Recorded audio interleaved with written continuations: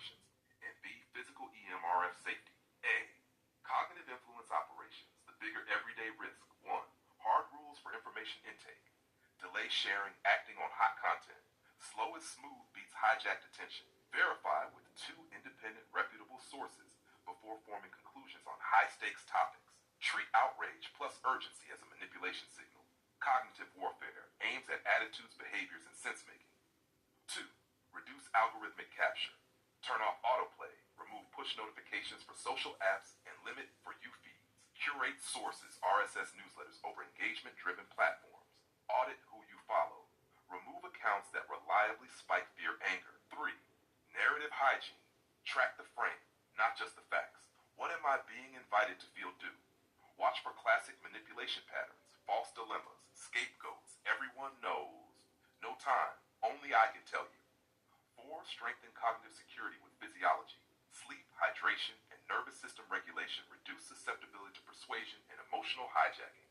If you're dysregulated, postpone major decisions. Your threat model worsens when your body is stressed. B, physical EMRF safety. Keep it grounded. For everyday exposures, phones, Wi-Fi, 5G, public health standards are designed to limit known adverse effects.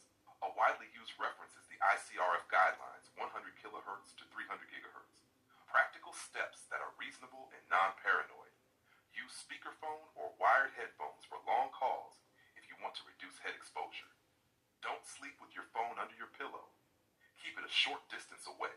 If you have an implantable medical device, follow clinician manufacturer guidance about strong RF sources and notify your clinician if you suspect interference. RF can interfere with equipment in some contexts.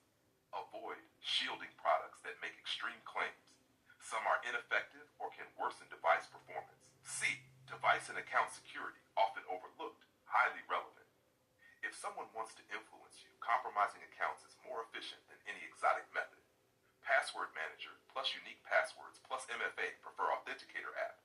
Keep OS apps updated. Assume DMs and email can be social engineering. Verify requests out of band. A clean way to hold the concept. In defense, AI that helps systems fight in the RF spectrum. Cognitive warfare, human targets, influence operations against sense-making and behavior.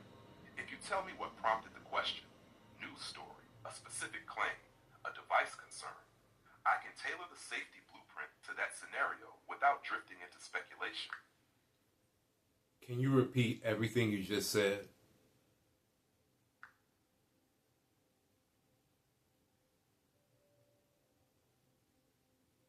Yes.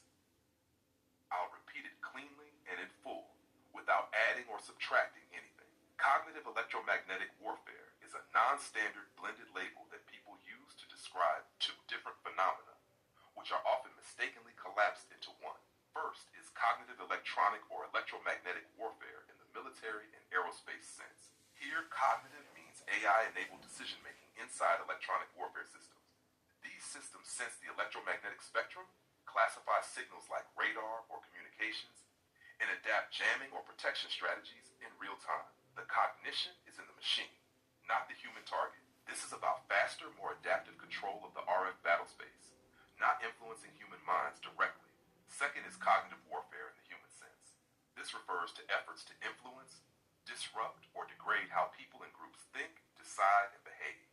It operates through information, narratives, social pressure, psychological targeting, and media environments. It does not require exotic technology. It relies on attention capture, emotional manipulation, and sense-making disruption. These 2 ideas get conflated because they both involve cognition and technology. In mainstream documented use, the term tied to electromagnetic warfare overwhelmingly refers to AI managing RF systems, not mind control via radiation. Now, the blueprint for keeping ourselves safe works on 2 main layers. First, cognitive influence protection, which is the bigger everyday risk. You protect yourself by slowing down information intake, especially content that creates urgency or outrage. Delay sharing or acting. Verify important claims with at least 2 independent, reputable sources. Treat emotional spikes as a warning signal rather than a call to action. Reduce algorithmic capture. Turn off autoplay and push notifications. Limit engagement-driven feeds. Curate sources intentionally through newsletters or RSS rather than infinite scroll platforms. Remove accounts that reliably provoke fear or anger. Maintain narrative hygiene. Pay attention to framing, not just facts. Ask what emotion or behavior you are being steered toward. Watch for manipulation patterns like false dilemmas, scapegoating, everyone knows, manufactured urgency, or exclusive truth claims. Support cognitive security physiologically. Sleep, hydration, and nervous system regulation matter. Dysregulation makes people more suggestible. If your body is stressed, postpone major decisions. Second, physical electromagnetic safety kept grounded and non-paranoid. Everyday exposures from phones, Wi-Fi, and cellular networks operate under public health guidelines designed to limit known risks. Practical, reasonable steps include using speakerphone or wired headphones for long calls if you want to reduce head exposure, not sleeping with your phone directly under your pillow, and following medical guidance if you have implantable devices that could be affected by strong RF sources. Avoid consumer shielding products that make extreme claims. Many are ineffective or can actually worsen device performance. Third, device and account security, which is often overlooked but extremely relevant. If someone wants to influence you, compromising accounts is far more efficient than any exotic method. Use a password manager, unique passwords, and multi-factor authentication. Keep operating systems and apps updated. Treat direct messages and emails as potential social engineering, and verify sensitive requests through another channel. The clean way to hold the concept is this.